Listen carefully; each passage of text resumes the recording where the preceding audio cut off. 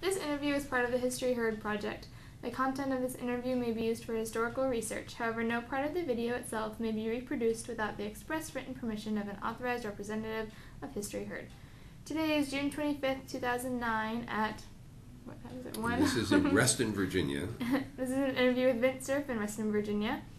He was born on June 23rd, 1943 in New Haven, beginning of ARPANET, and then later the internet. It started out kind of slow, but I'm sure that you had ideas of where it would be going and daydreams and imagination.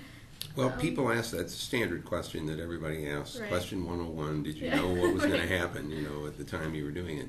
So the honest answer, the short honest answer is no, but that's misleading. And the reason it's misleading is that by the time the ARPANET was implemented, which started in September of 1969, we had 4 nodes in operation in December of that year. By the time Bob and I were beginning to think about this internet problem, it's 1973. By that time, email had been invented and was in heavy use. A man named Douglas Engelbart at SRI International had invented what he called the online system. It was a single time-shared machine, but it was for text and knowledge work generally. And it was used by a collection of people not only at SRI, but through the ARPANET you could get to this machine. And the reason that it's important is that he invented hyperlinking, which is a document could refer to another document. He invented the mouse so that you could point to something on the screen and click and say, that's the place that I want the computer to pay attention to. He invented the portrait mode display, which looked like a piece of paper, black on white presentation. Computer output microfilm, there were a variety of things. Every document had a number. It was always registered, so it was part of the archive. Multiple parties could be interacting with these documents. It was just an extraordinary, elaborate piece of work. It wasn't the same as the World Wide Web because it wasn't distributed. And of course, the World Wide Web has elaborated on the concept in dramatic ways. But those notions were already part of our experience base. Then, to make things even more interesting, Bob Metcalf was at Xerox PARC while I was at Stanford University. His lab was about 1.5 miles or 2 miles from my office and my laboratory at Stanford University. So I knew about the Ethernet project that was going on. I knew about the 3.3 megabit per second coaxial cable system, which Bob Metcalf and David Boggs were working on and got to function. We also knew by that time about the Alto machines. These are very expensive personal computers that cost about $50,000 each at that time. We're talking 72, 73. Virtually everyone at Xerox PARC had one of these connected to the then high-speed Ethernet. I mean, compared to the ARPANET, the backbone of which was 50 kilobits a second. That's what you get with a dial-up modem today. That was the backbone then. This Ethernet was incredibly fast, right, by comparison. So I had graduate students at Stanford who were working part-time at Xerox, or I had people, Xerox employees, taking classes at Stanford for advanced degrees, or participating in my seminars on interneting. So I was well aware of much of what was going on at Xerox, in addition to other things happening on the ARPANET. So both Bob and I had a fairly rich sense for what the technology could do.